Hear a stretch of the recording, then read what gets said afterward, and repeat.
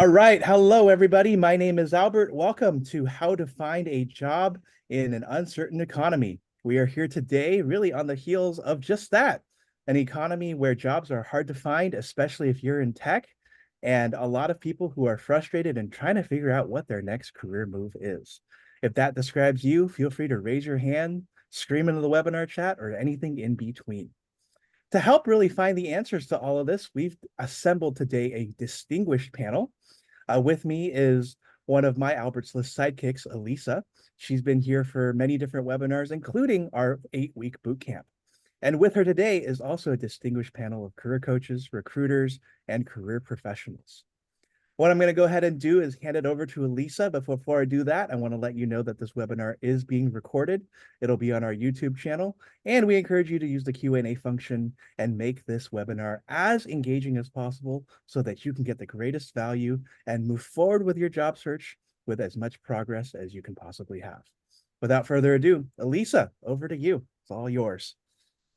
Thank you, Albert. So as Albert mentioned, I'm Elisa, volunteer within the Albert's List community, and really excited to kick off this panel. Thank you to the 30 folks that are signed in right now for spending Monday night with us. Hopefully you'll get a lot of value out of this star-packed panel.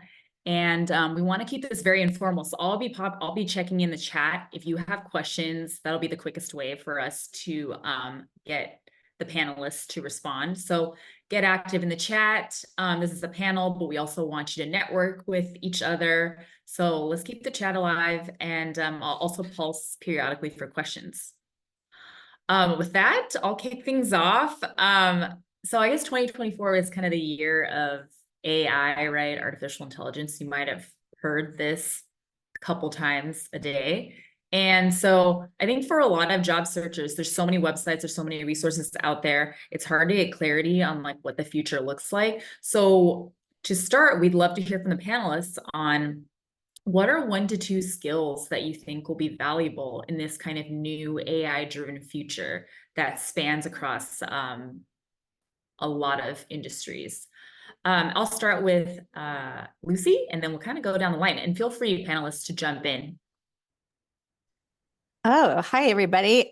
Definitely, I think going forward, self-promotion, self-promotion, self-promotion. Normally, I am the person that is the team player and takes on extra tasks during my team, right? And like opening my arms. But going forward in my jobs from now on, I'm going to look out for me. I'm going to be writing down all my accomplishments, my metrics. As a career coach in the past year, helping over 500 people, the number one thing I've heard besides I apply to things and I get ghosted is, gee, I think I'm going to be looking out for myself a little bit more in the future. Just everybody kind of had this moment of kind of going like, wow, I just poured myself into that company and they didn't care at all that they laid me off. So kind of keeping track of your accomplishments, your metrics, your KPIs, anything that can possibly help you grow, upskill, that's definitely one of them. And then possibly anything technical that you can learn at all, because out of those 500 people that I've helped, my most technical people always land on their feet. So no matter what industry you're in, always learning something on the technical side, whether it be data analytics, AI tools, anything at all, push yourself now, and then you'll hopefully make yourself more needed on the team. Amazing. And then Albert wasn't able to get to this, but if the panelists want to take a couple seconds while you're responding to introduce yourself, anything you'd like the audience to know, feel free to. Oh, yes. Thank you so much. I love being part of Albert's List. I love helping people find jobs. It's something I've always been weirdly good at looking back ever since I was even out of college. I just really understand the whole process of like getting your marketing materials ready, networking, applying, doing mock interview practice, negotiating and landing. It's always become really kind of a second nature to me. It's really like launching a product. We are launching ourselves as a product in the job market. So I learn a lot by being part of Albert's List. I am lucky enough to be a a recruiter fractionally right now. What that means is I get a little bit of work and I'm grateful for it as a recruiter right now because recruiter jobs are so rare. I worked for Betts Recruiting right now, and I am a recruiter for several VC-backed startups. But my biggest job right now is helping people who've been laid off find jobs. It's an industry. It's called career transitions. Who knew? But LHH actually companies pay LHH as part of their severance. So I get to talk to the top tech people in biotech and banking and all the industries right now. It's really interesting. I think I should write a book, although I probably am not allowed to say a lot, right? I think I see a really interesting slice of life since April of 2023, and I see what's working. So I have a unique point of view. I'm trying to synthesize it and give you guys kind of the spark notes today and the cliff notes, if you will. But yeah, that's what I'm here for. Amazing. Thank you so much for that. Who wants to go next from the panel? I guess I'll go next. Yeah, Oh, go ahead. sorry. April, ladies first. Thanks so much, Brian. I'll be brief on this because my response is a little bit against AI in a way. So first, let me give my introduction. So my name is April Starlight. I am the founder of Tangerine Search. We do direct placement at a whole variety of tech companies, video games, streaming media, medical robotics, like a very wide range, a lot of technical roles, some sales, a little bit of finance. And so I work really closely with job seekers all the time. And because I have been a job seeker in the past, right, I'm always learning from seeing these trends of how interviews are going, you know, my screenings that I'm having with candidates, and then how they do with the client when they move forward, where things fall apart, which things folks can brush up on. My takeaway from doing this kind of transaction at such a high volume is really AI is being used a lot in communications. It's being used a lot in marketing, email marketing, and we're starting to get to a point where people are not sure when you reach out to them, like, did this person actually write this? Am I talking to this person? Or did they have a robot write this?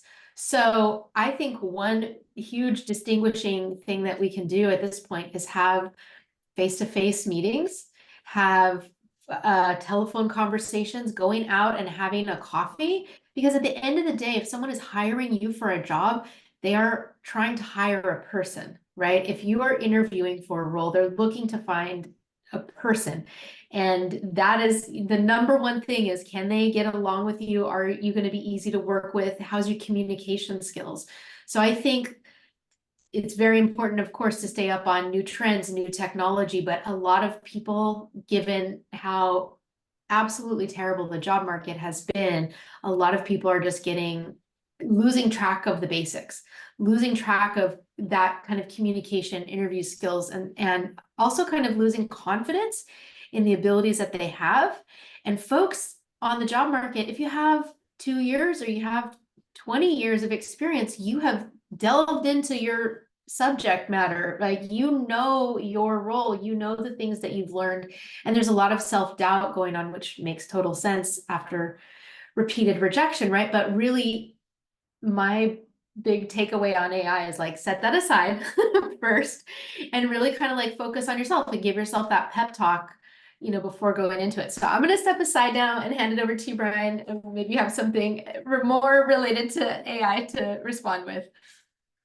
No, I think that was awesome. And for everyone, Brian Kwa, I'm a first-gen Asian American that I grew up in a household where I didn't really have too many mentors besides my mom and dad and my core friends. But it wasn't until I went through a mentorship boot camp, and plus, I think I heard of Albert's List 10, 15 years ago, that really just, you know, put mentorship on the map. And I think I'm here today, obviously because of Albert, but because of all the mentors I've had in my previous years of experience that helped me navigate my career into Uber, YouTube, and Google. And now I'm on a mission just to help out other people with the same frameworks and teachings that I've learned along the way with MPH Tech Academy, which is the company I run. Going into the question, what skills are necessary?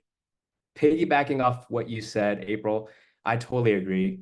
You got to authentically be yourself in this day and age. People want to work with people that they want to work with. And I know that's kind of like overlooked and people are into the KPIs, the metrics and all that, but people have forgotten the core value of like a human to human interaction. And with a digital economy that we are in right now, even more so, you know, ever since pandemic, we have to humanize this digital transformation, right? This digital connection that we have. We're all connected more so than ever, but so disconnected at the same time, right? And I want to add on to that is we have to market ourselves differently. How are you marketing and branding yourself authentically, right? It's becoming more and more of a game of like branding yourself and distinguishing who you are when you shake hands with an employer now or get on that first call with an employer. So yeah, that's my 2 cents. Nader? That was awesome. Yeah, thank you all three. I took some notes, so I just wanted to address for everyone maybe a quick summary. Lucy talked about self-promotion. One thing that resonated with me is I always say that it's not the most qualified person who gets the interview, it's the person who markets themselves better. So to get interviews, it's really just all about marketing, personal branding marketing. That leads into communication. But the second thing I always say, it's not the most qualified person that lands the job offer. It's the person who communicated better. That's all it is. Because as someone who, I come from an engineering background, so studied engineering and then worked in the tech sector for 3 years before totally randomly getting into the recruitment sector. It was someone referred me, she wanted me to work with her. I liked her. I got the job. It was like that. It was that level of brainlessness, if that means I made decisions to totally shift from the tech sector to something that had nothing really to do on the service with technology because of liking someone, right? But that decision, I always said that was a pivotal decision for me because it changed my life and allowed me to be able to change other people's lives. So that led me to spending 10 years in the recruitment sector, 2 years with a big, multi-billion-dollar corporation and 8 years of it on my own because I saw the opportunity. I was good at it and I built my own business. But those 10 years really got me to work closely with how can I say it? Like I want you guys to feel my pain, and those who have recruited, they can feel this immediately. I got to work closely with a bunch of greedy capitalists who cared nothing but growing their businesses and increasing shareholder value, right? And that's just sad, right? So I went through all that. I saw a lot of people, the deep levels of injustice and inequality. Again, Lucy's shaking, nodding. It's like because we've seen the kind of decisions and the reason why those decisions are made behind the closed doors, and unfortunately, recruiters get involved with those. So again, lots of craziness, things that raises the hair at the back of my neck. But that led me to say, you know what, I can't take this anymore. I need to start teaching people what I've learned, in this decade plus of work. And that drove me to wanting to become a coach, right? So the reason why I love what I do and, I'd say relatively I'm good at it is because I've experienced it. I've experienced months of hardship and applying to jobs for 8 months and not hearing back, and the self-doubt and depression and all that stuff. I've been through it. So it allows me to feel the pain of I would say the average person that perhaps if you're here, you might be experiencing the same pain as well. So with all that experience or wisdom, if you will, add on top of that AI, and my deep understanding of it, because I was able to pick it up quickly because of my technical background. I thought it was really good. I was excited for it and realized, I can make a lot of money with this. I can help a lot of people with this. But it's now got to a point that using it has really, or just AI being available to everyone, has leveled the playing field. So when April says make human to human connections, or Brian says, be authentic, be yourself, talked about the value of mentors. Those are the only levers that you have to play with. You better be using AI because we're all using it. Everybody's using it. If you're not even using that, you really need to start picking it up, right? So none of us needs to really sell you on the fact that you should use AI. But I believe we're here to really help you again, be more successful in making those human-to-human connections, or I wrote down in terms of skill sets to answer the question directly, empathy and integrity. You know, you don't see a lot of empathy when you talk to people because they just don't give a shit. They're just so selfish when you're interviewing them or you're having a consultation. It really doesn't matter. Like, they've got the blinders on, all they're caring about themselves is themselves. And I understand it. I've been there. I get it. I'm kind of there right now. You know, I'm doing a full circle as an entrepreneur, 10 plus years in business. I'm seeing that, oh my God, I'm really struggling in my business. So those emotions are near and, you know, near in my heart. But then integrity, you know, do you stick to your goals? First of all, do you have a goal? Do you have a direction? If I talk to you, do you sound like someone who's directionless, or have you picked a direction? Do you know where you want to go? Do you have at least one clear goal? Can you tell me what that goal is? Or will you bail out on your goal or your dream or your purpose or your vision, whatever label you want to put on it, go for it. But are you going to bail out? Which, again, as recruiters or coaches, we see it in the market that one person goes and applies to a bunch of jobs, right? Out of desperate, it's like, oh, I can do all of it. And like, no, you can't, you know? But the thing is that as soon as the employer finds out that you are open to opportunities, they're no longer interested because you're not there to help them grow and help them grow their shareholder value. You're just there for you to make some money. So that's the conflict. Those are fundamental conflicts, right? So an hour into speaking with someone, you'll figure some things out at a macro level, and it allows you to confidently disqualify them or eliminate them from the recruitment process. So anyways, I'll stop there, but I hope that shared some maybe deeper level of wisdom as to like how bad it is in the job market, because since the last 4 years since the pandemic, the gap between, you know, capital and labor has grown further, and there's less jobs and more workers. So again, statistically, you can prove all these things that we're in a terrible place. But again, ultimately, you gotta self-promote. You gotta make human-to-human connections. You gotta be authentic, just like everyone here is telling you. Wow, love that. I mean, we went right for the jugular. So yeah, I mean, I agree with everything that all the panelists said, right? Like, so Lucy shared on a couple of technical skills that would be really valuable, because there's a lot of focus in AI on like automation and in complements with like worker capabilities. And then the rest of our panelists also touched on a lot of soft skills, other ways to really grow within the job search that are important. And so just kind of pivoting into that, I'm seeing some interesting questions in the chat. And so I want to make sure we get to it. This is from Tammy, and I think she actually represents what a lot of folks are feeling. You know, for folks that have been out of work or out of the full-time work mode for a long period of time, sometimes it's really hard to update the resume and keep track of all of the, you know, metrics or accomplishments or KPIs from prior roles. So when looking at a resume refresh, question panelists, what are some ways they can do to recall some of those?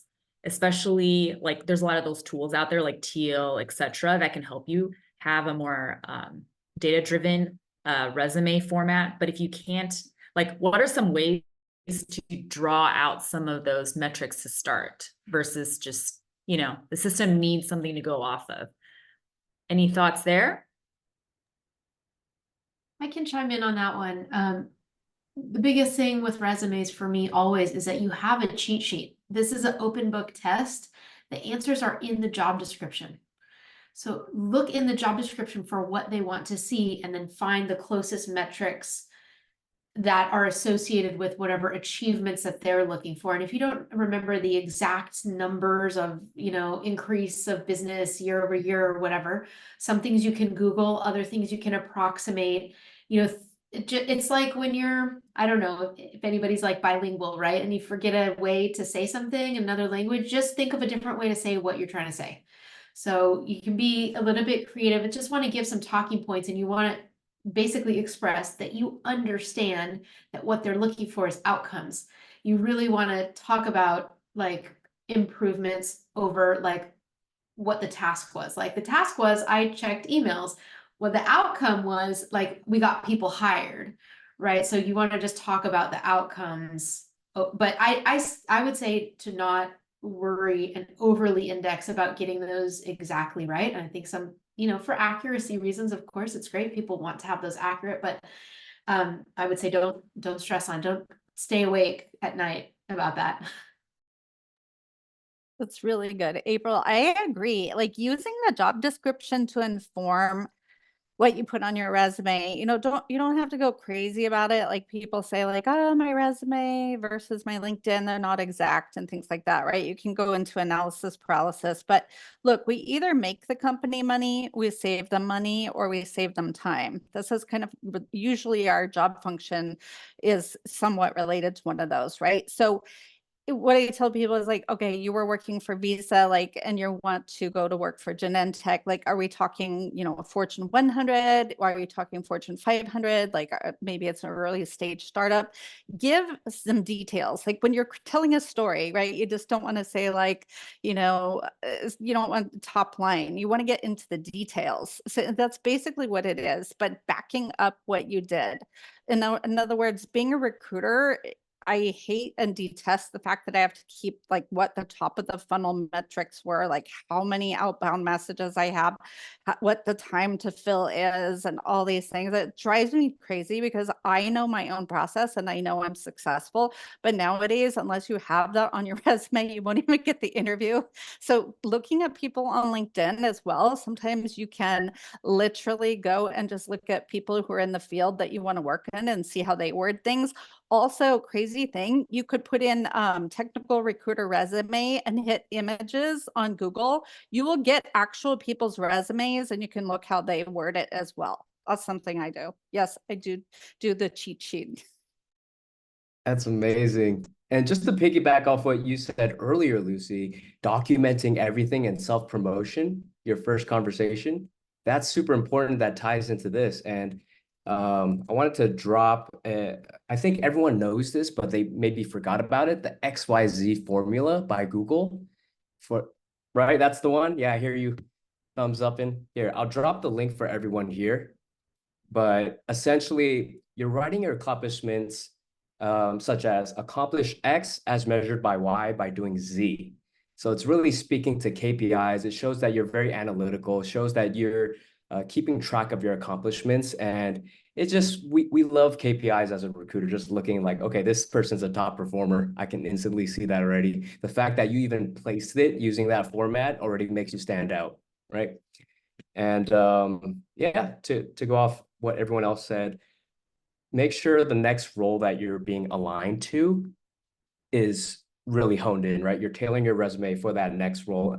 Think about yourself as the recruiter on the other end. What would they like to see if you were actually applying, right? What would make them look at your resume and be like, oh my God, this is the perfect resume. This is the perfect candidate, right? And what are the steps you're going to take to make sure they see it? That's the other step that no one's really talking about, where you could be the perfect match and you hit apply, but if it's in the bucket of thousands and not getting into the right hands, you're still not going to get chosen, right? So what you do after matters too. Love it. Those are great call outs. And then just looking in the chat, throwing one tip in. So if you have been job searching for a while and you need a refresh on, like you said, the XYZ method, which is great to follow. It's very formulaic.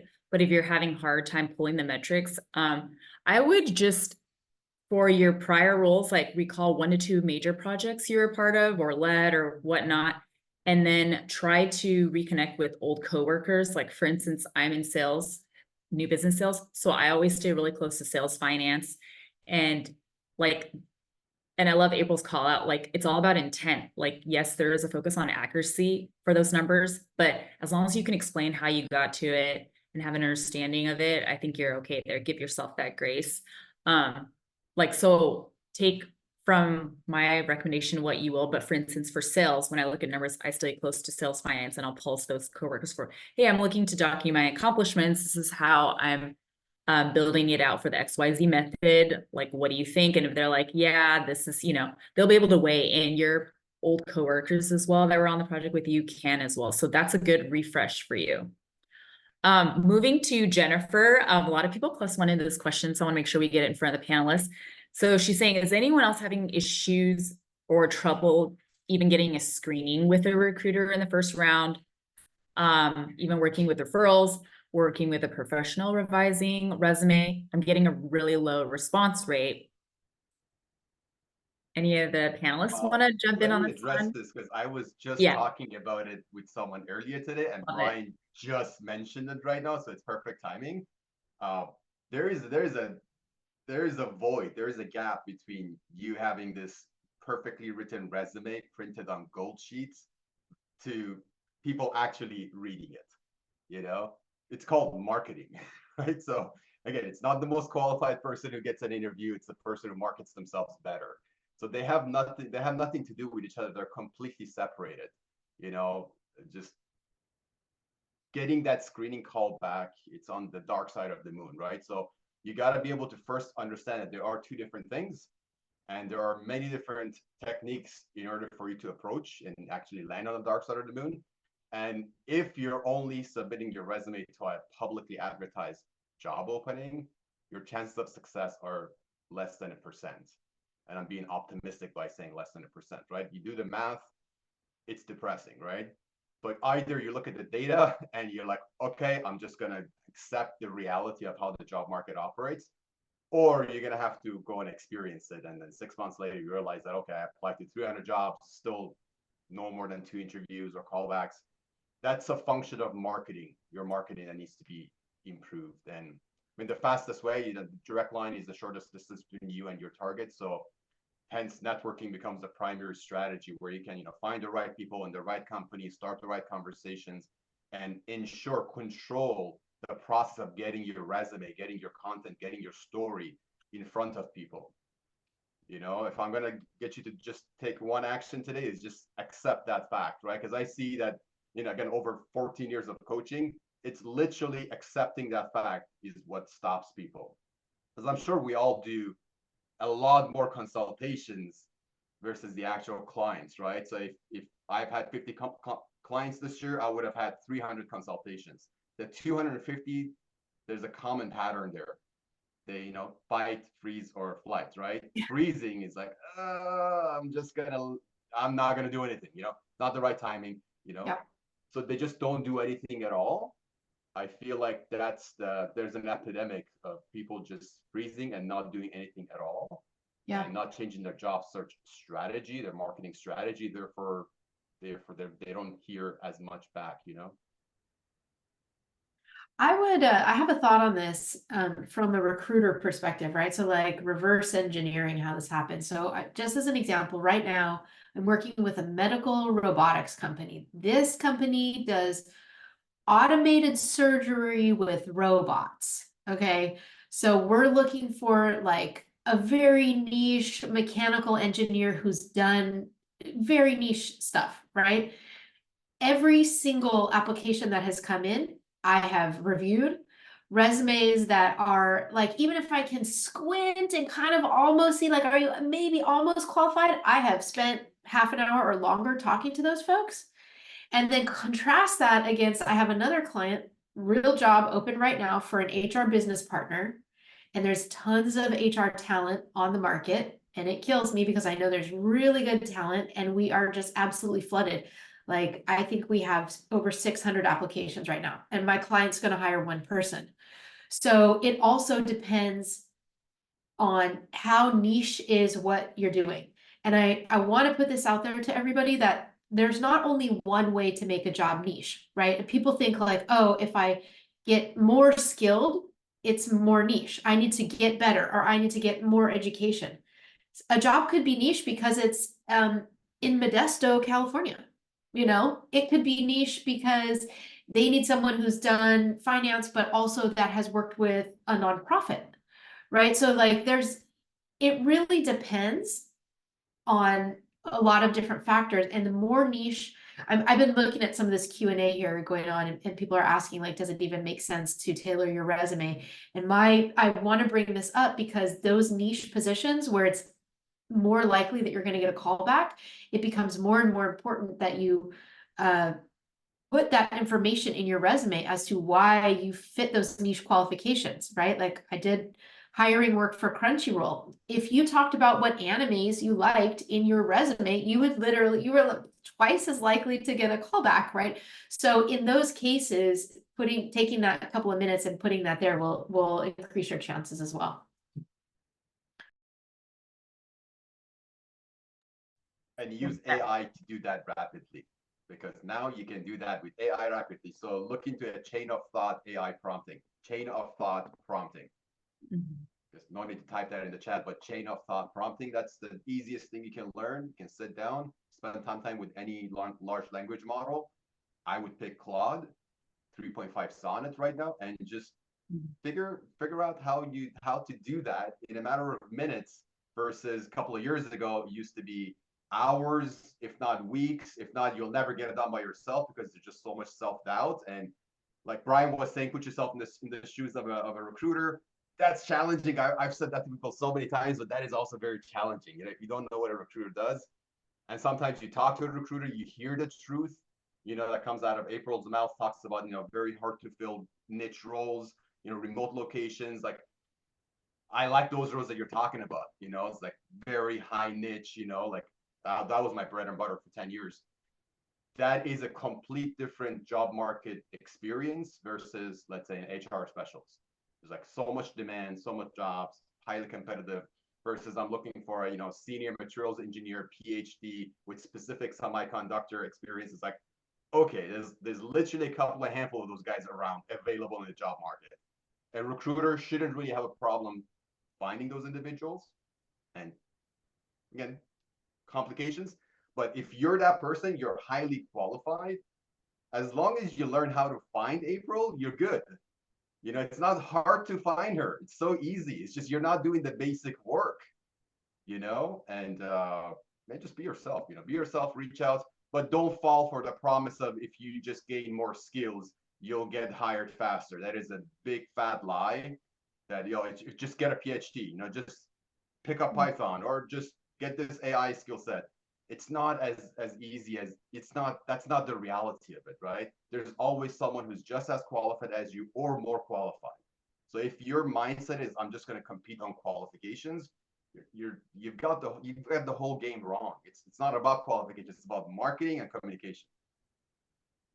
Love that call out. It's like, it's great to have like the ticket to the party, which is like having a strong resume, very data driven, and then having the right qualifications for the role. But that's not enough. You have to take that next step in self-promotion, like telling 5 people what you're looking for, and then they can recommend you in turn because you're top of mind. You told them exactly what you want. So we have a ton of questions. I want to make sure we get all to it. So I'm going to try to combo some of them. So there's a lot of questions on like better understanding tools for like resume and cover letters, etc. So like I would like to pulse the panelists on what are tools that can be used to closely align your resume for the job, as well as cover letters. There's a lot of questions on like tools to use for cover letters, and then also what are standards and expectations for it if the role asks for it. That was more like 3 questions. I'm sorry. So like panelists, pick and choose the one you want. But basically the TLDR is like, what are the tools that job searchers can use to like improve their resume, as well as tools for cover letters, and what should they make sure to highlight? I definitely teach people 3 things. I teach them how to use ChatGPT. Of course, I'm using 3.5. These are all free.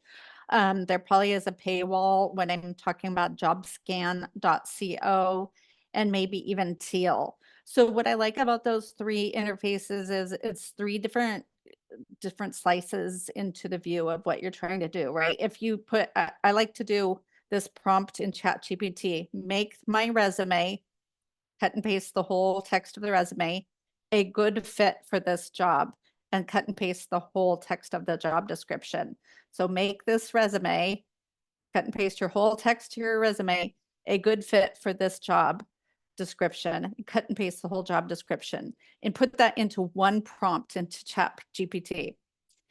And what it does in real time, it generates the resume and you have to proofread it. But similarly, you can say, I guess the same prompt with making a cover letter. Not too many people have the time to read cover letters right now.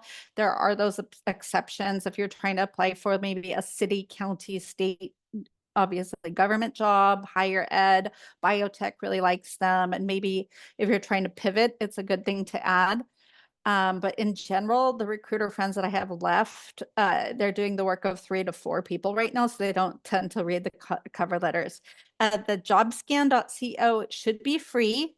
It is same thing. You cut and paste your resume text and you upload it into a job scan, and then you cut and paste the job description text and you upload that. It'll do a pie chart. It'll literally show you like, oh, you're at 83% matched to the job. Do you have experience in that? And it kind of gives you ideas on how you can make yourself a closer match to the job description. And then Teal, I think I haven't played a ton around Teal. Hopefully one of my panelists knows something on how to describe it better, on how to use Teal, but I definitely recommend those 3. Yeah, I'm a big fan of using what you have. ChatGPT 3.5 can work really well already. I have a specific prompt that's done like surprisingly well. I'd love to share it if that's okay. Here.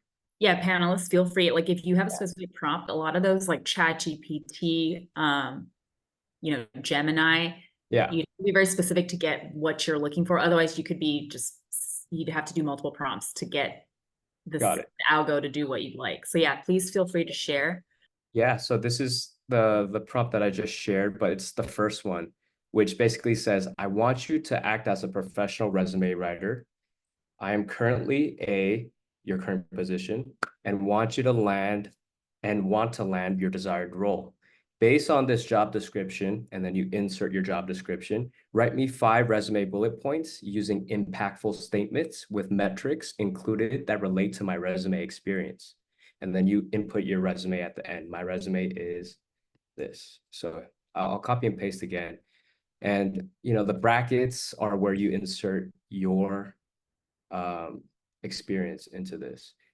And yeah, this is what I've used that literally has transformed every resume I've done for clients personally. And yeah, it's free. Awesome. Okay, yeah. So we hear like ChatGPT, Gemini is a big one, Teal, JobScan. Just repeating it. I'll try to put links in the chat to those, but I would say like start with those 4 or 5. Those are all really strong, and most of them are free. Pivoting to a topic that I'm seeing come up a lot is that for a lot of attendees, they've been laid off for over a year, or they may have moved from job to job. So the kind of 2 different cases, having short stints at multiple jobs or having a long stretch of time where they've been either laid off or have a gap. Wanted to hear from the panelists how best to explain these stretches of time in an interview or within the resume. I can take a quick stab at that. I would say any recruiter who's your first line, right, in the interview process is very aware from firsthand experience how rocky the job market has been over the last 4 years, basically. So you're starting out with an audience that is kind of already on your side. They see it, they get it. The big thing with job hoppers, the big worry from hiring managers usually is if you have multiple stints, like you've not stayed anywhere 2 years or 2.5 years or longer, like over and over and over, you have short stints. So this is going to be really hard for people who are new to the job market, maybe like recent grads, folks who've only been working in this chaos time that we've had, right? So if your experience is longer, you were working prior to all of this, I would say the first thing is don't worry about it too much. It's always better if you control the narrative of the why you had time off, right? So even if it's a white lie, you can say, well, I was laid off and then I took some time to travel. And, you know, you don't have to say like you went and visited your mom's house or whatever, you know, but the more that you're casual about it, like it's not a big deal, can really help you because it puts them at ease that it's not a problem with you. It's like I chose to, and now I'm back and I'm in charge of me and I do the things that I want to do and I want to take this job. And if you offer it to me, I'm going to accept it. Right. So there's a little bit of that. How you portray it on the resume, I would have a different answer depending on the rest of your work history. Right? If you've had really, you could just say personal sabbatical, you could, you know, you could list something there. If you've had, for example, if you've been a software engineer for like 10 years and then you were kind of in a situation and you had to take a job as a barista, I would not list that because it's going to be distracting to your previous experience that was very solid. And I'm assuming that you're probably not looking for another barista job, right? I would only list what's relevant. So essentially, you want to list all the experience that you've had that makes a strong case for you to be hired for the role that you're applying for. So how to frame that experience on your resume, I think is really subjective depending on where you're at in your career, what the kind of company is, you know, and all of that. April's absolutely right. If you're talking about writing your resume, only include what's relevant. And if you have so many relevant experiences, keep the most significant. So I always say, make sure it's relevant and significant. Anything more than 10 years old, it's no longer significant. It could be totally irrelevant. You've just been a software developer for the last 30 years. But if it's more than 10 years old, 10 years ago, you were a different person. Technology was different, you know? 2 years ago, technology was different. So try to make your content more concise. Stick to that one page because recruiters don't have the time to go even through one page, let alone 2-3 pages. And there's no rule that says if you have 10 years of experience, one page, 20 years of experience, 2 pages. I see a lot of bad advice out there that's completely illogical. You want to grab the attention of a human being. So beyond keyword optimization and ATS compliance and all that stuff, you know, the shorter the better, less is more. All right, so that's if you have a gap on your resume or something like that. But in person, again, April, absolutely on spot. It's not what you say, it's how you say it.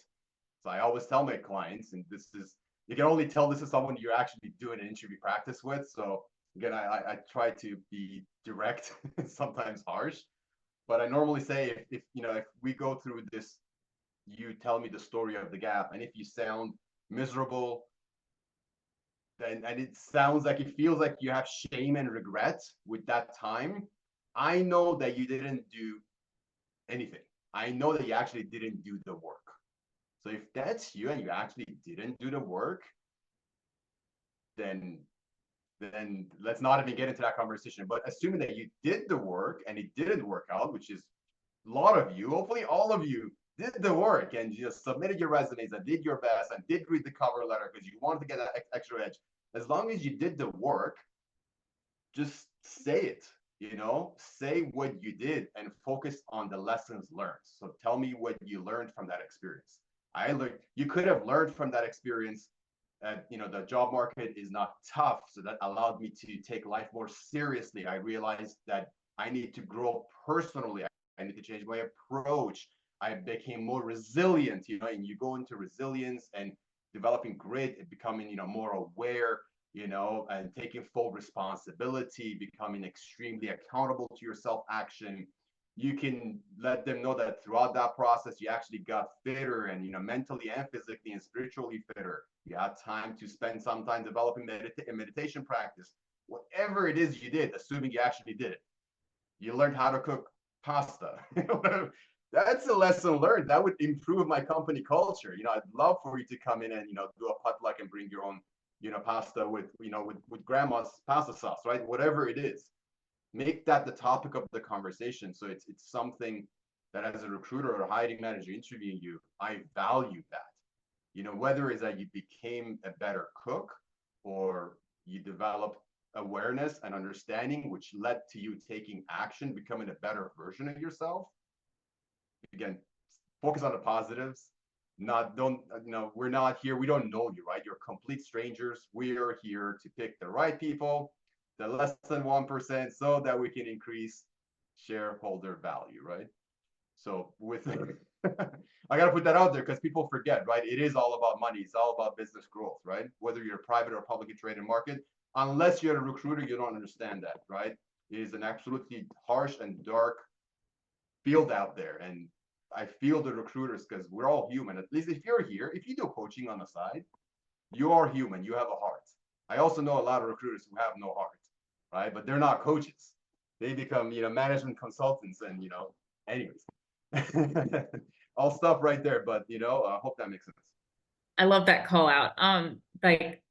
And when I think of companies, which a lot of them are very capitalistic in approach, right? Especially if they're publicly funded. Patagonia was just in the news because of kind of a micro transition for some of their employees that are customer facing, in that they have to relocate to one of the company hubs or not. And it's funny because it's like the debate that was going on publicly was that they are the most people conscious company out there. And for them to kind of, essentially force their workers to choose like, hey, you need to move or relocate or, need to look into other options, just kind of shows you how tough the market is. And so we totally empathize. So if you're a career coach and recruiter, you're already empathize with job searchers, but just know that even the most people conscious companies are dealing with tough decisions, and just the capitalistic nature comes out. And they have to prioritize that, right? They have responsibility to the street, they have responsibility to investors, stockholders. And so it's a lot to think about. And, check out the article because it brings up a lot of different viewpoints. Sorry to jump in, Lisa, before we go into the next question. Please. I want to address what Lucy said earlier. She was talking about the language of quality, cost, and time. You should adopt this language. I mean, we don't like how these businesses operate, but talk to them in terms of whether it's past achievements, how did you improve quality, decreased cost, or shorten the time it takes to do something. So time, quality, and cost metrics, that should be adopted in your communication, your terminology, your language, because that's their language. They care about increasing shareholder value. Talk to them about that, and then later on, you can talk about pasta and food and fun stuff and work-life balance and their DEI. All that stuff comes later. We like to pretend that stuff is upfront, but when it comes down to hiring, you gotta shuffle and reorder the discussion points. Because if you're starting and one of the first few questions you're talking about, like, can I take time off, or what it's like working in your environment? Are you guys, equal? Whatever. It's like, we have to address that as recruiters, but okay, your priorities is not aligned with our capitalistic priorities, right? So play their game their way, fool them if you will, however you want to shift your mindset. But it is a game. They're playing chess. Let's not play checkers. Yes, love that call out. And please, in the chat, if you have strong opinions about this, we'd love to hear it. And I'll try to keep that going. But kind of a hard pivot, because I'm seeing 4 folks ask about this, is what should be included in a resume? So like KC in the chat asked, how important is it to include education background? And then Isaiah said, should we list side hustles like successful businesses that we were part of in the past, founded?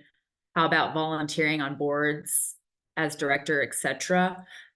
So for all the panelists, how should job searchers organize that information on the resume? What to or what not to include?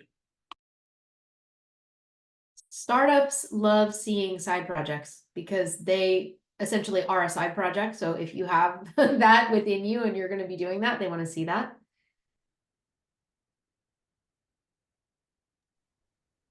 Yeah, I think any relevant experience towards the next role that you're applying for, you should definitely put that on your resume.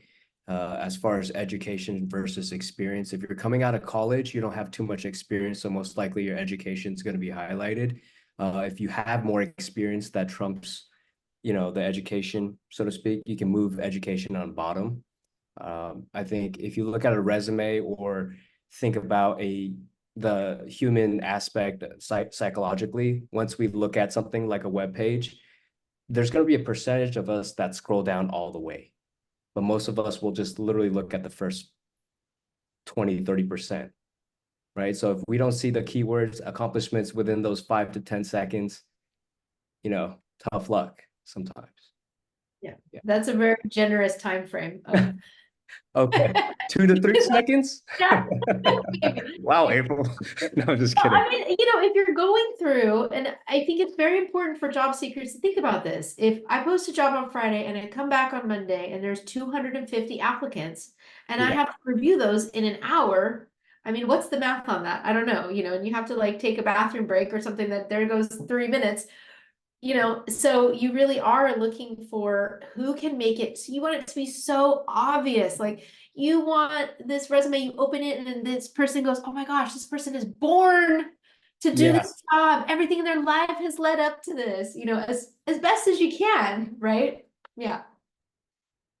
I'd love to also, it's not really a pivot, but there's like 3 buckets that I'm not sure everyone knows about, 3 or 4 buckets. The external buckets that we're talking about that have 250,000 applicants. Then there's another bucket of referrals that are just like a handful. You want to be in that bucket, or even so, there's even a third bucket where, let's just say a recruiter combs through the first 2, doesn't find what they're looking for, they go searching for it. They go headhunting for it. Then you optimize your profile for that. So definitely want to be in bucket 2 and 3 if you're not going to be chosen in one. So yeah, I agree with you. Yeah. You know, there's multiple times also, like speaking of the buckets. Yeah. Sorry, Lisa, I'm hijacking here real quick. But people think, and it is true, okay, this job was just posted, I should apply, right? This job's really hot. They're super motivated to hire. That's true. Totally true. There's a second time when a job is really hot. And the thing is, we just don't know when it is, right? It's when they've interviewed some people, and maybe they put on an offer, that person didn't accept, they got super frustrated, they're annoyed. Now the job's been open way too long. This hiring manager is desperate. The leadership is going, "What's wrong? This position needs to get filled," and everybody's on fire to fill it. But as an audience member, right, watching the show, we don't know when that's going to be. That could be when it's been posted for 30 to 45 days. It could be a few weeks in. So I do think there is merit to applying, because just on a random Tuesday, a job could become hot again. It could become a company's top priority. And what's going to happen is the recruiter is going to be looking at this week's inbound applicants. Because if you've applied very recently, we know you're still available. You haven't taken another job. You're, you know, that's where we're going to start looking. So all hope is not lost when a job's been open for a really long time. And just like job seekers are feeling the pressure right now on the market, like wanting to get hired, a lot of people within companies are feeling that same pressure because they're doing too many jobs, because roles are staying open because they're waiting for budget approval, or there's some internal politics that they've got to get through before they can hire. So that urgency that you're feeling, a lot of times the hiring team is feeling it too. So I do want to, you know, just kind of like peel back the curtain a little bit so folks can see that, and just let you know, like, I probably wouldn't spend the same amount of time customizing, maybe with AI, you know, I would let AI still spend the 5 minutes, right? But don't agonize, just get your application in, even if you see a job that's been posted for a while. If it's still up, it's fair game. Get it in there.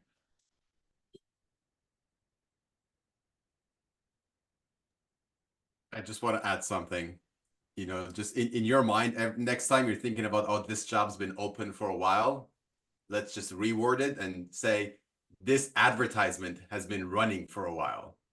This ad is just, sometimes if you're a company like Medtronic and you regularly hire mechatronics engineers who are tough to find, you'd be crazy not to just keep running an ad.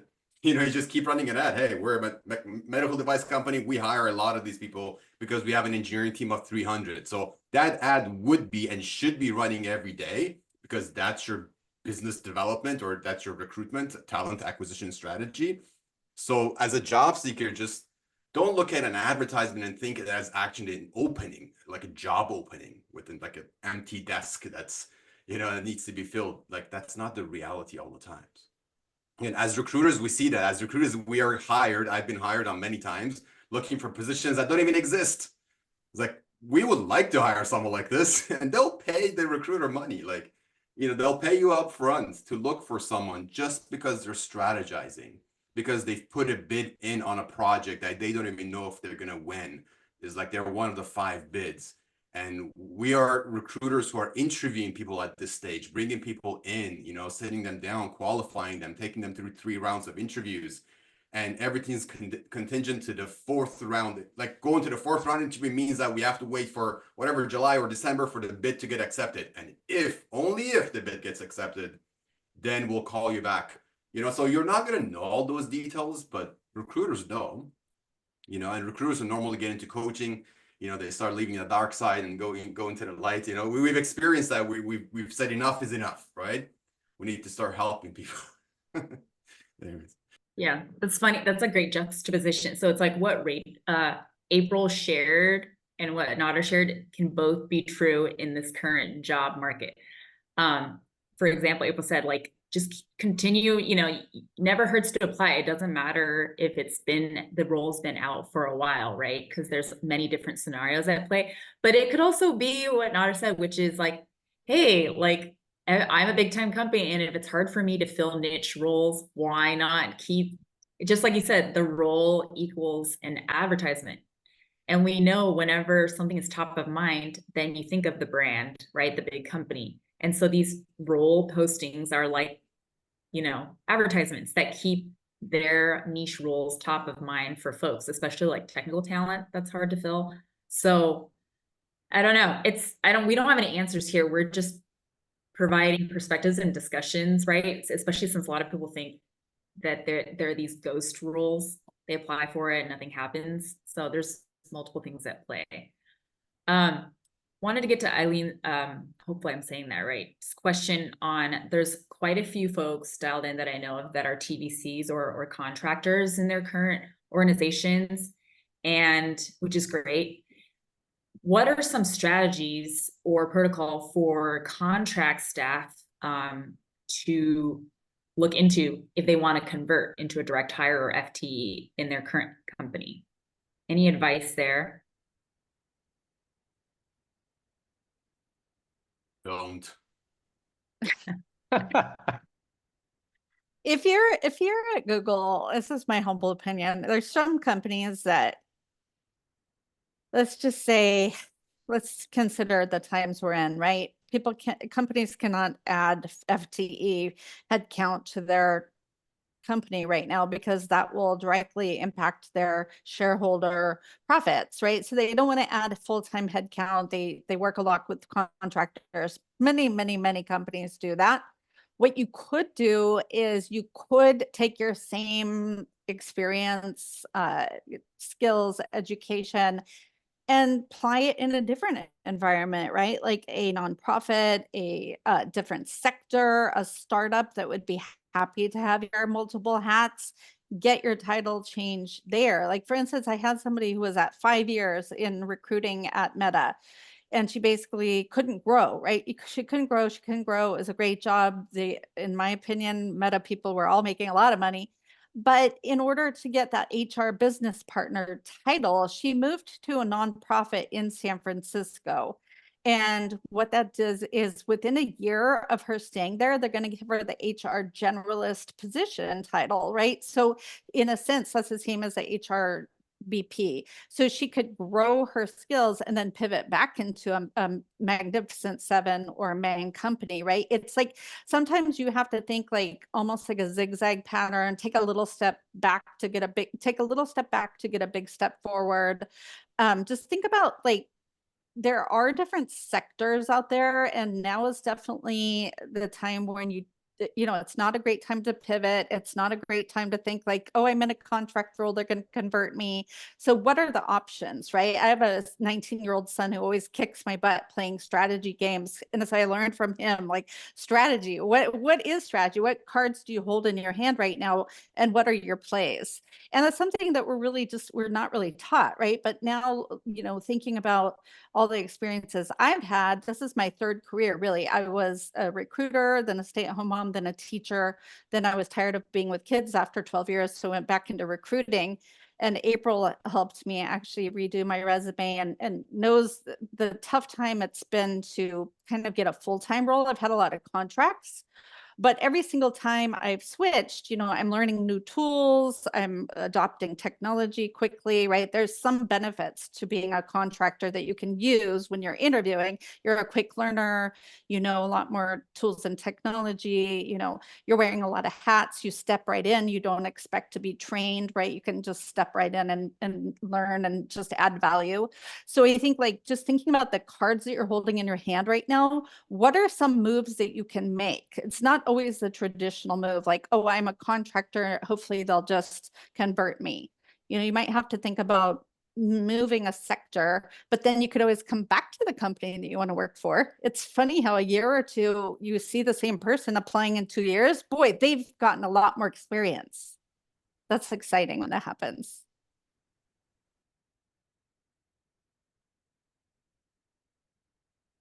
Yeah, I love that call out. And then there's a couple of specifics going to this topic. Like, so Steve said, how about former TVCs that are now applying? So it's not so much converting, but it's like they are applying to a different company as an FTE. So yeah, so the panelists can take a quick look at the chat. If they feel something they want to respond to, feel free. Just gonna make sure we get to everyone else's questions. So there was one on, what are your thoughts about a job posted on multiple job boards showing different salary ranges? Are recruiters testing price points to see what type of applications come against the salary range from site to site? What are folks' thoughts there? Can I say something about overcoming resentment? Can we like move on from the point of the job market is unfair? Because if you're just going to stay there, you'll stay there for a long time and you'll not get out of it. Yeah. Like we've all have been telling you guys over the last hour how shady and crazy and unequal and unjust the job market is. If that's what you want to hear, we'll repeat it again. We'll line up and we'll just tell you how crazy it is. But you know, a lot of things just, it is what it is. They are what they are. You know, they could be price, you know, shopping. They could not be. Just apply to all three of them and move on. Move on to making human connections and being authentic to yourself. Because right now, hiring is all about risk management. It is all about risk management. Interviewing has always been about risk management. I'm interviewing April to see how risky she is to be hired, or you know how likely it is for her to become productive. How long will it take? So the quality of hire. How long will it take for me to hire her? Time to hire, and how long are we going to stay here? You know, how much money can I make from you so I can increase my shareholder value? So I would just say you want to have, you know, we do definitely need to make some massive mindset shifts in order to be able to even just be competitive in the job market today. So again, move away from resentment. It is really challenging. We all understand it, but as coaches, I can speak for myself at least. What takes my capability away is you being stuck there. You know, because we cannot help you if you're not ready to be helped, right? If you're not, we talk about coachability and teachability and things like that. And a lot of that is tied into, you know, resentment. If you still have resentment for the job market and how unfair it is, then therefore you're still there. You haven't accepted the facts. Therefore, I cannot help you take action moving forward. And none of us can, you know. At best, you'll pick a course, you'll attend a job, you know, boot camp, and you'll never take action on it anyways because you still hate the job market. And then, you know, so my transition within career coaching since the pandemic has been towards, again, life coaching, whatever that means to you, but a lot of just understanding you better, the way you know, earlier I was talking to someone, we talked about his worldview. If your worldview, you know, we have life view and, you know, the different approaches, the different perspective you have to different things in life, but your worldview, what is your worldview? If you just have this negative, resentful approach and, you know, view towards the world, then you really need a life coach, I would say, more than a career coach, because you're not ready to take that big step forward. Because for you to actually be happier, you need that big step, you know, major shift. Yeah. Nader, I think that's a really good really good call out because, and I have a couple of answers to this question as to why this may be happening, but at the end of the day, really what you've said is totally true. It absolutely does not matter. The fact that there are multiple postings is out of your control, irrelevant. You can worry about it all day, you know, it doesn't really help you. And I think a similar thing that happens, you know, you're talking about people getting stuck in resentment. They also get stuck in overwhelm, you know, so you really like, I like to think of it, whether you're running your own business, you're in a job search, you're parenting, you're whatever it is that you're doing that can be challenging, right? Like you are the MVP, right? You got to take care of yourself because you're the one that's got to make those things happen. So what do you need to feel recharged and like you can sit down and be productive and your mind can be open to those, you know, what you're doing. I would like to respond because jobs should not be posted in different places with different pay ranges. That's not how things are supposed to work.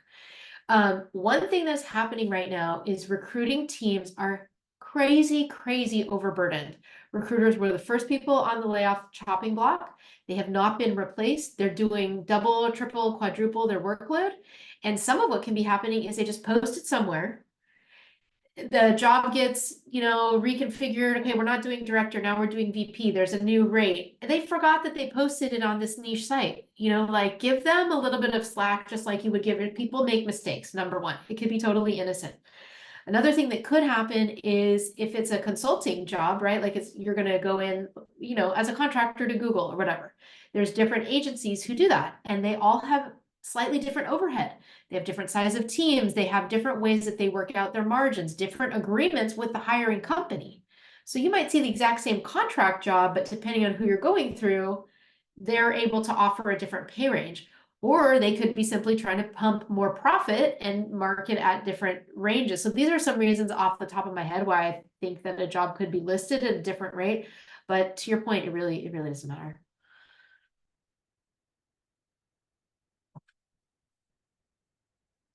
Love that. And then kind of on the same note, which for panelists, feel free to respond to the previous question as well, is that in the Q&A, someone asked, there's a lot of job postings on LinkedIn that are reposted with over 100 applicants. What does that mean when the job is reposted, and should we still apply to it?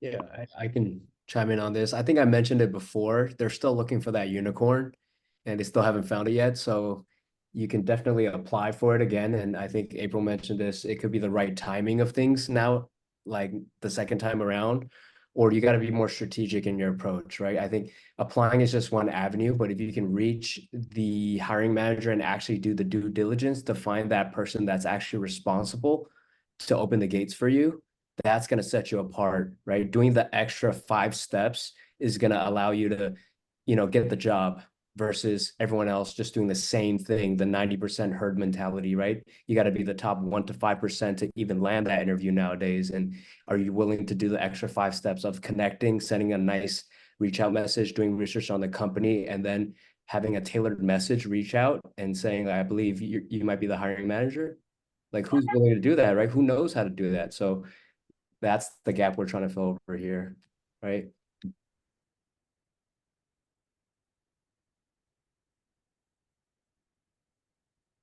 Love that. Okay, so switching gears a little bit, which I love this question, Ariana, which is we talked about like, hey, your ticket to the party is having a very tight resume and cover letter if needed, as well as making sure you come across strong in the screening. But we know that networking is a key part of the job search. So looking for some tips from the panelists on what are some good ways to sustain relationships within your digital as well as personal connections. What's the best way to stay organized with all the contacts and with prioritizing connections in a target industry you want to go into? Any thoughts there? Any best practices? I like to reach out and ask for recommendations. I definitely know who my champions were in my cybersecurity company, my Series F cybersecurity company that I worked for. I hired 51 people for that cybersecurity company, and I know I worked with so many different hiring managers. So one thing you can do is to just, be the squeaky wheel, right? It's a tidal wave. It's nothing to do with if you find yourself laid off, it's nothing to do personally with your performance. You can reach out and say, hi, I was part of a reduction in force. Do you have time for a quick catch up? You can also ask for recommendation, and sometimes that will spark like a conversation where you can maybe have a little chat or talk offline. I really like for doing informational interviews. Remember on LinkedIn, there's not just people, there's not just jobs, there's actually groups. So for instance, like my PhD level biotech scientists, like we look at the groups on there that they can join to network with. What I think it's called oligonucleotides. I probably butchered it, but like you can actually find professional membership association groups on LinkedIn. You can chime in on people's contributions, and suddenly that could actually open the door to you networking with the person, doing an informational interview with them, follow them. We used to do it on Twitter. I don't like to go on Twitter as much, but the same idea, right? Where you're actually, following the person, following the industry. What industry do you want to target? That way that you show that you're actually interested in that vertical as well, and you're keeping abreast of like what the conferences are, any upcoming meetups, any hiring going on. It's a good thing to be kind of in these meetup groups, even if they're online. There's still activity happening. But conversely, I have had people go to coffees, runs, meetups, anything where you're meeting the person in person, as well as conferences or like a gaming conference or any kind of events. Sometimes those can be pricey, but in certain income circumstances, it paid off for people. Like a community manager in the gaming is what one person I'm thinking of that paid their own ticket to go to Seattle and networked with people and went to all the after parties and got a job that way. So there's different ways for networking, but you can certainly do a fair amount digitally. I've had to do a lot of networking just as part of business development, right? For my recruiting business, which is very similar to networking to try to find a job. In that it's a similar workflow, you need similar skill set, right? Similar organization. So there's a few things that I've learned about this from this process. The more points in common that you can have with somebody, the more warmly they think of you. Like, okay, we both went to the same college and we're both active Albert's List members, and you work at Google and I'm interested in working in Google. And so they're like, psychologically, they're like, oh, this is my friend, like, so if you can point out any common interest that you have, that's great. If you are networking in more niche communities, that's really helpful. So like, I'm going to drop right here is a Slack channel for work on climate. So this is a Slack channel specifically for people looking to get into climate tech. So that's what all the conversations are around, right? So if you're interested in that, you can have those conversations on Slack. If you're going to be going to any sort of networking event, check out who's maybe in the Slack channel, do a little reach out, and then, see them in person. Another really great one is Out in Tech. For anybody in the LGBT mafia, here's the link to that. They've got a Slack channel that's really active, like globally, with, channels for different regions. The best value that you're going to get out of your network is not your like closest friends, which is kind of counterintuitive. We think like, oh, this person that I knew and went to school with and like really loves and cares about me, they're going to be like an advocate and go out. And it's really the people like, actually, Lucy and I are really great network connections because we're a little bit apart from each other. We don't live near each other. So we're in touch with different circles of people. But since we've connected, we know what one another are good at. And so we're sort of like a remote, mouthpiece for one another. I'm in rooms that Lucy's not in and vice versa. So I can bring her up when I'm places that she's not, and, same in the opposite. So I think, there is some value to following up with the people who you've made a connection with. But the most important thing is really to make that good, solid initial, connection, like really understand who this person is and kind of what they're looking for, what their goals are, and a little bit about them, remembering that and being proactive and helping them, and it will happen in reverse. And I'll add something on top of what April was saying, was perfectly put. Sometimes, sometimes I get asked, so what do I talk about? I found the right place, I went to the right event, digital event in person. So what do I talk about? That's normally where people get stuck. So what I primarily focus on is, again, going back to the mindset of things, because you need to be able to visualize yourself. What most of us do is that we talk about ourselves. This is who I am and this is what I want. Those conversations are not effective. They don't produce any results because you're focused on you sound selfish. I just met you, you sound selfish. So you go from this is who I am and this is what I want, transform your communication strategy into this is what I like, or even better, this is what I like about you. Or again, this is what I love about where you work. So people learn that within the 5 minutes that I teach them, that they're like, oh yeah, I can see, how, but then they struggle to actually do it because they don't know enough about the person or where that person works. So it goes back into, okay, you're going into this company, you just don't know enough about them. What do you like? Why do you want to work there? Normally the answer I get to that question is because, because I studied, mechanical engineering and I worked in this. And so you talk about yourself, but that actually is the opposite of, that's not an answer to that question. What you're being asked is, why do you want to work for us? So what is it about us that you like? Tell me why you love me, is one of my coaches, Scott Love. His last name was Loves. Again, he was a recruiter. Scott Love is one of the giants in recruiting attorneys. You can go to scottlove.com, check him out. I'll shout him out. So one of the things he used to talk about in events 15 years ago, he's a funny guy too. He's like, tell me why you love me. And he used to talk about cover letters. This is what I learned about cover letters. So cover letters that I still write to this day, which I used to write back, when I started writing cover letters as a recruiter. It wasn't about the candidate, it was about why the candidate likes this company.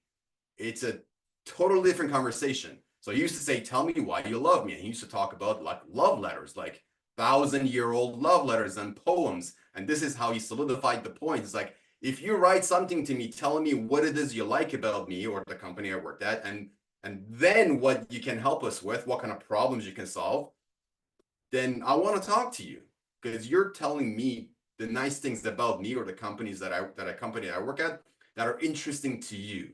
And you're giving me insights and ideas around how you can solve the specific problems we're facing. You're not just self-promoting. You're not telling me who you are and what you like, or what you want. You're telling me what you like. And the thing that you like is us.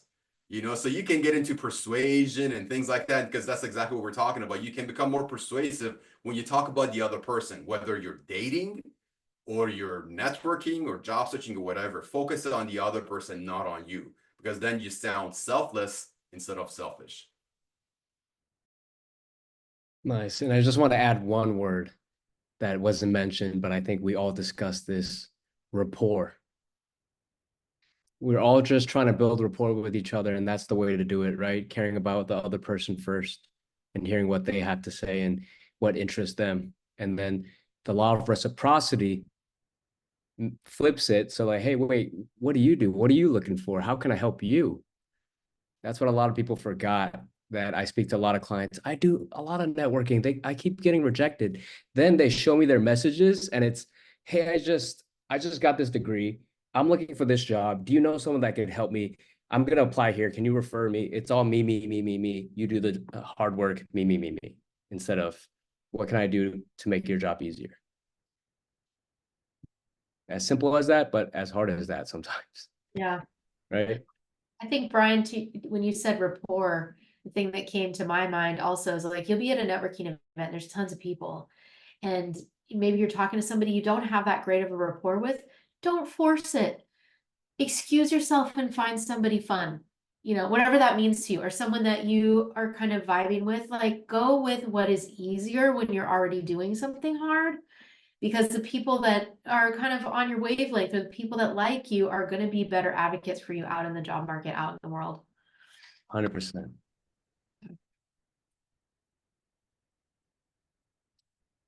What else do we have, Elise? Yeah, I was going to say there's a bunch of questions that like I'm hoping to group together, but one that I thought was interesting is, so there's a couple. Maybe let's do a lightning round if it's okay. I'm just going to say the question and then assign it to a panelist. So one I love is really interesting. Is Eileen said, what are some platforms and communities to effectively network aside from LinkedIn? And I'll kind of kick this off, is that I really like using Facebook groups. There's a couple of really good ones there. MSM Job Connections, Digital Nomads, a lot of active ones. Connect with me on LinkedIn if you can, and I can send some recommendations, but I think that's been really helpful, especially because you can also see the person that posted and the company that they're referencing. And moving to the next one, Michael said, everyone has stressed the importance of soft skills, yet resumes are supposed to be quantitative with numbers. How can we convey outstanding soft skills on a resume when I don't have strong tech skills? Brian, you want to take this one? Yeah, I'd like to kind of share a quick story. I'm not sure how relevant. One of my friends that worked as a barista, or no, sorry, as a server at a restaurant, didn't know how that was relative towards sales or recruiting. And I said, yeah, it's relative. And I started asking her some questions like, how many tables do you wait in any given hour? Also, like, how much per table do you generate? And she's like, 6 tables. Each table is like, $150 per person. So each table generates 1,000. Okay.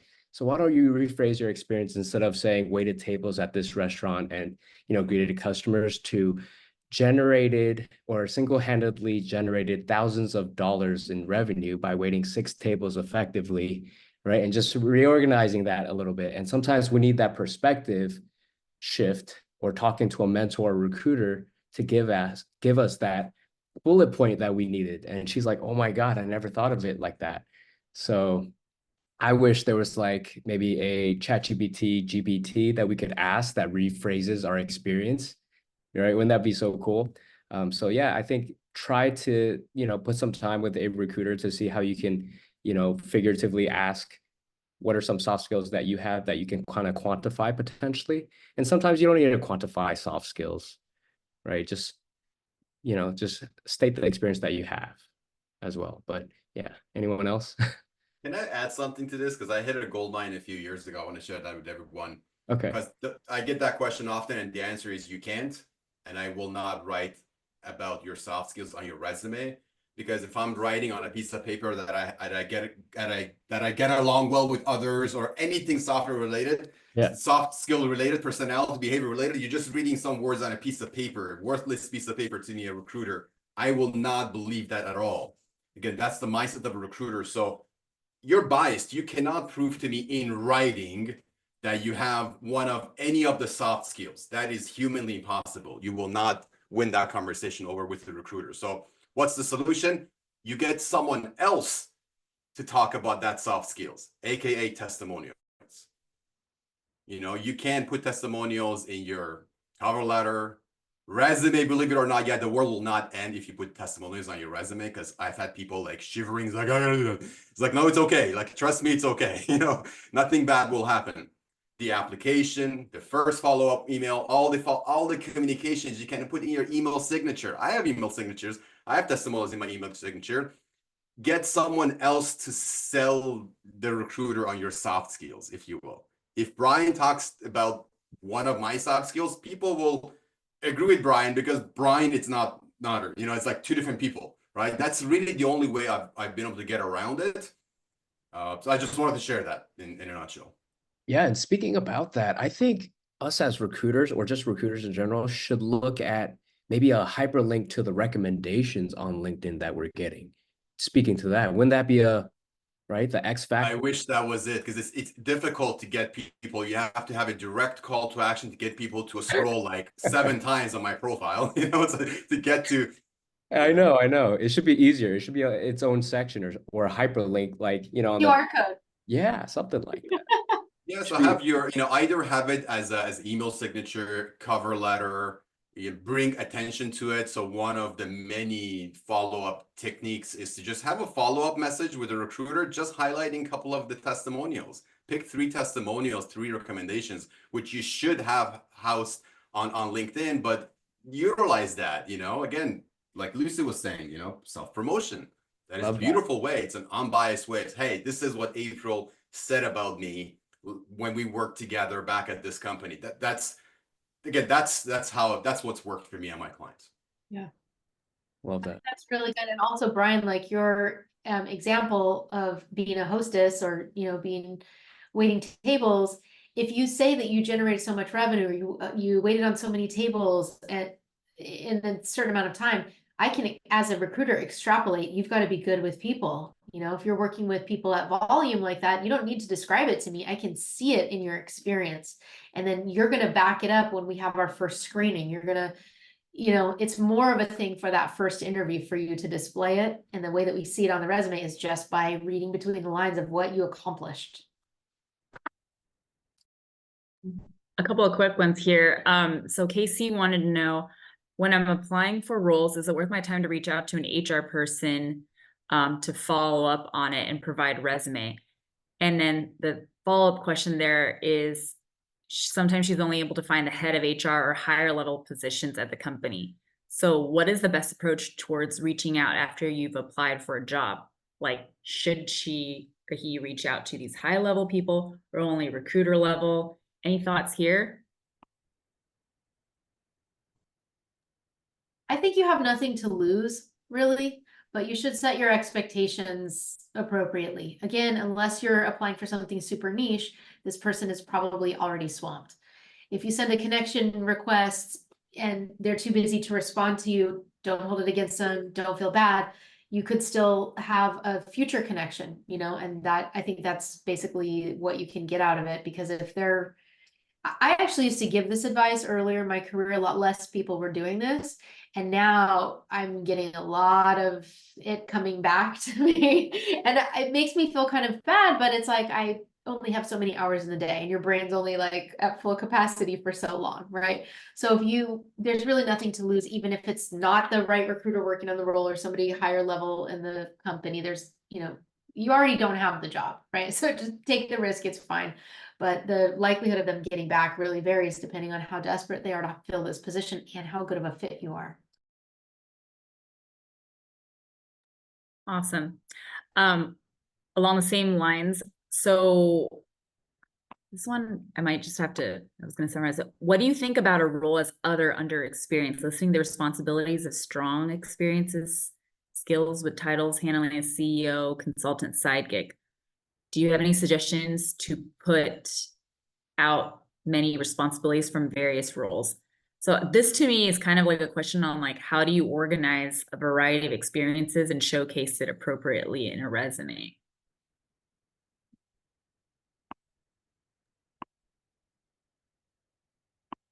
I really want to say, start asking a different question. Forget about the 1%, the things you can do that would actually impact you by 1%.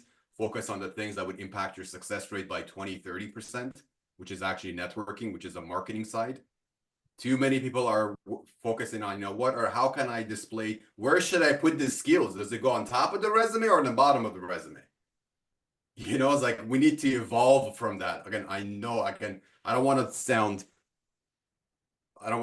harsh, but sometimes you have to be direct, especially since I've experienced it. And again, like April was saying, going, you know, spending an hour to go through 300 resumes, do the math. That's the reality. I really don't care, because all I have to do to find your skills, rather than I have to tilt my head a little bit, I have to move my eyes a little bit. I see it. It's right there. So how to organize that stuff, I feel like you might just be focusing on way too small, minute of a detail, looking through like a small hole rather than just moving it away and realizing, oh my God, there's a door, I can walk through the door instead of looking through the hole, right? Again, that's where, again, average coach gets stuck, trying to shift people's perspective, borderline beliefs. Because like, who was that said the worst thing he can do to a man is trying to change his beliefs? Like one of the famous philosophers, right? If you try to change my beliefs around anything, you know, like, we've had religious wars at the end of this side of the spectrum to like, let's say what we're going through this time. So just forget about that. Just look back, take a couple of steps back and look, okay, how can I create the biggest impact, right? It's not the words. You know, I'm one of the ones, again, I'm having a lot of discussions, these things right now with AI. I'm one of the ones who believes that the entire job application process will be eliminated with AI. I predicted this like a couple of weeks ago. It was kind of like in the middle of the conversation, and I'm like, oh my God, we're not going to have resumes anymore. You know, with AI in this process, I believe, mark my words, I'll put money on this.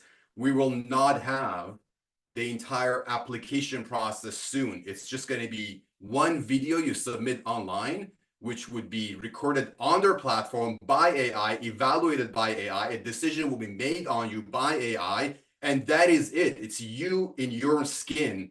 Get in front of the camera and do your best. I don't care about your resume or LinkedIn profile. All that is BS.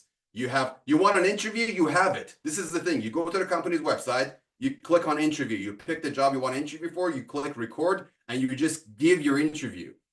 This is really not my prediction, but this is what I'm getting from these giants in the industry, sitting back there, listening to them, where they're making, again, ruthless capitalists, right? Making decisions on how they can just let go of the entire or most of the talent acquisition recruitment team and automate the entire recruitment process at a massive scale. You know, it's nice and cute to talk about recruiters using AI these days, but it's no longer cute when we're talking about, okay, it's just one video, everything's automated. You want an interview? You have an interview. It doesn't cost us anything. It's just a couple of kilowatts of power, but we don't need a recruiter to sit down and go through your resume. You don't need to sit there and write a resume, just give your interview. It's a digital interview, fully automated, evaluated automatically. So whether we're 3 to 5 years from that point or whatever, that's where we're getting into. You know, it's not hard to believe that AI can do that, because AI can do that right now. You know, a company like HireVue started doing that like 10 years ago. These projects have been in the working for a decade to take jobs of recruiters. I mean, I don't do recruiting anymore. As soon as the pandemic happened, I quit, but like I was in those conversations back then. It's nothing new that AI is going to take. The recruiters' jobs are among that list. Career coaches are there as well. You know, soon you won't need a career coach no more. You know, when we can, you know, more authentically and, you know, in real time communicate with an AI, because it's magnitudes better and smarter than I am. I can't speak for myself, but you know, right now it's the barrier to communicate, you know, with AI. But as soon as we figure out that barrier, you know, you're not going to worry about where do I put the skill sets, or should I use Excel or Microsoft Google Sheets? I get those questions. Which one do I prefer? I'm like, I really don't care where you put your skill sets. You know, do it whatever software you have. You know, you need to start looking at how can I get in front of people and actually grab their attention in a hyper busy TikTok minded world that we live in, right? You need to create, there needs to be some urgency. So you normally get me on this side of the camera freaking out, right? It's like, please, like, take it seriously, right? And those who get it, they actually like, oh shit, you know, I see how it is. I see that I need to make big changes in my mindset, perspective, and then after that with actions. Sorry for the for the rant, but this is, I believe, like each and every one of us are going this. We have these feelings inside, and we see major shifts happening, and the labor market, the workers are going to be the first to feel the impact. Yeah, love that. I mean, like so many like nuggets of value from there, because we're getting so many specific questions on like, where should I put this? But like what we should really be focusing on it are these trends, deep trends we're seeing across the hiring board. And perhaps it's a more urgent calling to like, hey, you need to be focusing on more authentic connections, because that's actually what's going to help you shine through and be that candidate, versus like, I put these bullets at the top and that's what did it. And that's how recruiters are going to find me. Closing this out, I know we're over time, but we got 3 questions. So lightning round, Bennett, like I know you asked about, do hiring managers prefer candidates who meet 100% of the job description? Does that, and if so, does that translate to the candidate not having room for growth? so on and so forth. April, do you want to spend 20 seconds going over this? Because I know you're Yeah. in the Yep. recruiting spot. Like, do candidates prefer, do hiring managers, recruiters prefer candidates who meet 100%? I will say two things about this. One, there's a trend where women will apply if they only meet 100%, and men will apply at 60 to 70%. 60 to 70% is totally acceptable. And if you're not sure if you should apply, you can read the job description, because here's what recruiters do, right? We boil it down to the 2 to 3 must-haves. It might be location, the basic skills or languages that you can code in, whatever is the basic things required. And if there's any other, like you must have managed a team or whatever, boil it down to those very top line things and forget, kind of like what Nader's saying. Are you using Excel? Are you using Microsoft? Who cares, right? Can you do these very top line things? Apply. Love that. Short and impactful.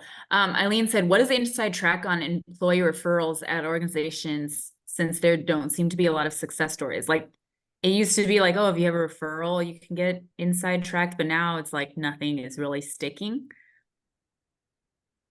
Any I thoughts? think Yeah. what's so crazy is with referrals, right? Your best return on investment is networking and getting a referral into the job. However, if I just find someone randomly who's like a secondary connection, someone Elisa knows, and they say, hey, can you refer me in? It obviously, it does matter what level the person is that's referring you in, and like if they're close to the project, like if they know people in that team, right? So I definitely say like the best return on investment is still networking and getting a referral, but to think about like the level of person that's referring you in.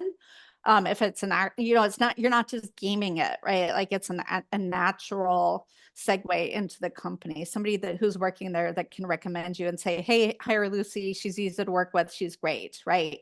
That's one thing that comes to mind. Awesome. Something really quick to add to that too. And I know a lot of people are just asking for referrals nowadays. I think they're more reactive than proactive. Building and fostering those relationships before they even need to pull a string like that is key over here that a lot of people don't do, right? Genuine connections are built off of genuine connections. And yeah.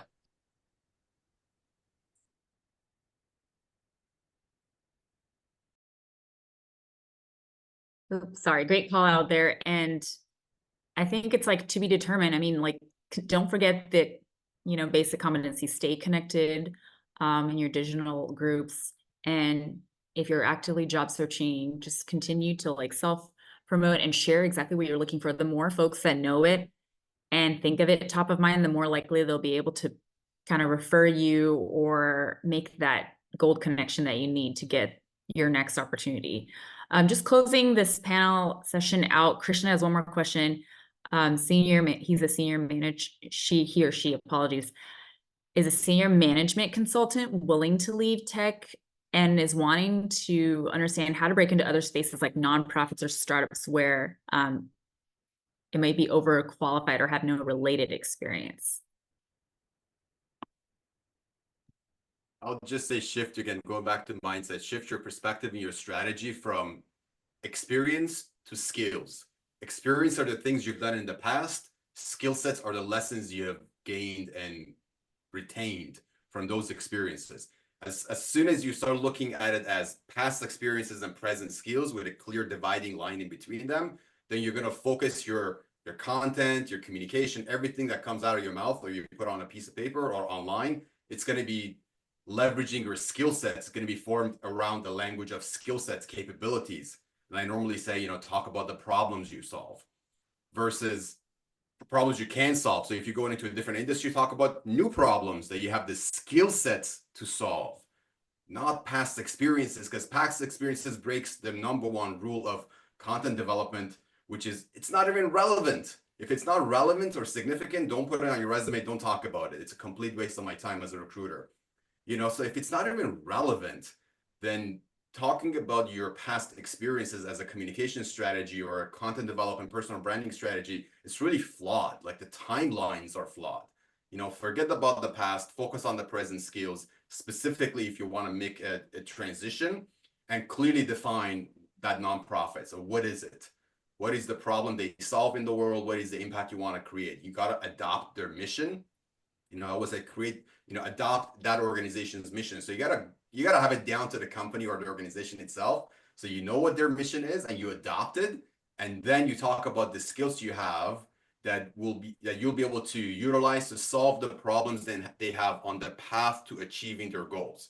So I understand this is your goal. I understand this is your mission. I'm on the same path. I'm on the same direction.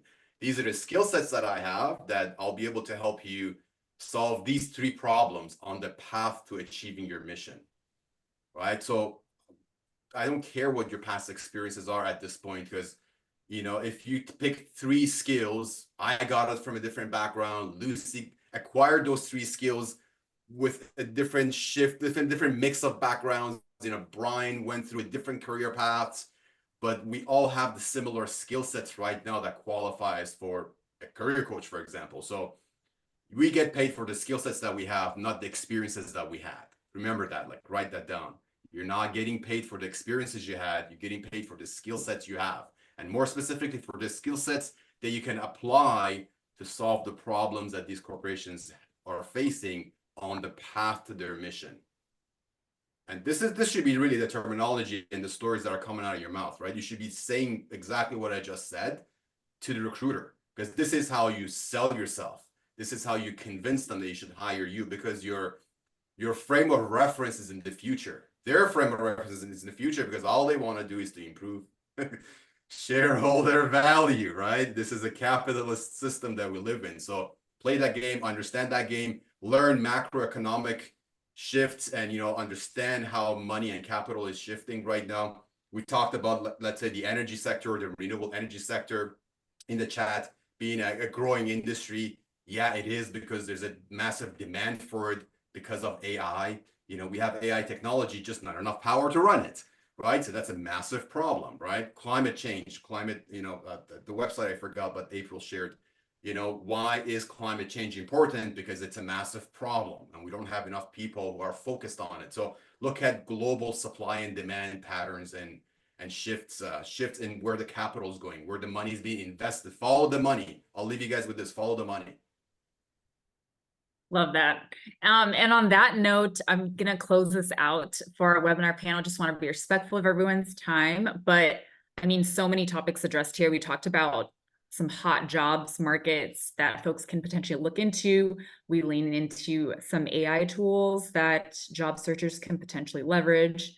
We talked about the importance of mentorship, as well as getting back to some basic key skills in the job search, right?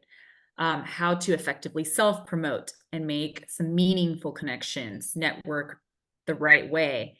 And then just closing us out, like, hey, in the job search, you have to be aware, like most organizations you apply to, they're looking at it from a capitalistic lens. So give yourself some grace, play the game, don't do it alone, connect with everyone on here. And big thank you to all of the panelists, right, for volunteering their time to make this webinar free. Everybody shared a ton of resources. Feel free to connect directly with the panelists, and ping Albert and myself with any questions. We'll look to send out recap and recording post session. And again, thank you for spending time with us tonight. Elisa, thank you so much for hosting us, and Albert, for all of your ongoing, continuous, consistent effort helping job seekers and fostering this community. Yeah, no, it's a pleasure to do so. And, you know, with this continued job market, we just want to be there to stand in the gap and be a resource for others as they go through these difficult times. And so, you know, this isn't the only event on our calendar. I think there's at least 16 other things that we've got going on. So if you found us on Eventbrite, if you found us on Meetup or elsewhere, if somebody forwarded it to you, come check it out. And for those of you who are in the Bay Area, we've got an in-person networking event tomorrow, and we've got other workshops and so forth coming up. So I invite you to check out all of those, and I'll be following up with that over an email here once we get the recording up later tonight. In the meantime, Elisa, did we want to offer any final one sentence thoughts before we ultimately conclude? Yeah, I mean, honestly, we touched on so many topics tonight, but I would say the one that is crucial is job searching can be very taxing on physical, mental, and just total body health, right? So give yourself grace and don't go it alone. We shared a ton of resources here. Reach out to any of the panelists and Albert and myself if you need a refresh, if you need to get back into the game. And you know, build that community within yourself, because you are going to get that next opportunity. You are going to get that job screen. You just need to do it effectively. And our community, our Albert's List group here is to help support you in doing that. We've got 14 jobs open right now and another 8 coming this week. I'm just going to drop our jobs page, careers page here so people can peruse that and bookmark it in case anybody's looking for roles that we've got posted. If you message me, say you're from Albert's List. Amazing. Amazing. I'm hiring every good. level of sale. I'm hiring in all levels of sales right now. Enterprise, BDR, ADR, mid-market, and AE, but they're in different regions and different parts of the country. So some are in Utah, some are in Austin, some are in San Francisco Bay Area. So if you send me a message, then I can also connect with you. Love that. And Well, think we'll we close hit it about out. 110 minutes here, and so should we just are we good? All set. Yeah. Close us out, Albert. We're all set. Thanks, Albert. Thanks, Well, Elisa. Thank you, everyone. Everybody. Thank you, guys. Much. We'll continue All the best. supporting you, and we'll talk to you all soon. Have a great night, care. everybody. Thank you. Bye, team.